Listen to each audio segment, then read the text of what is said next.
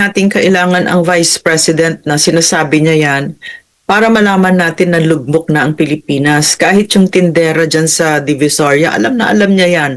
Ramdam na ramdam niya yan. So that's really not the issue because that's already fact. It's so obvious, di ba? Bagsak na bagsak ang ekonomiya ng Pilipinas, no? Kasi nga magnanakaw itong pangulong ito. A confluence of factors, magnanakaw, hindi tumakbo para magsilbi, kaya nga hindi nagsisilbi despite all that record-breaking utang. He has nothing to show for it, di ba? What to me is the issue right now, no? Apart from his incompetence, no?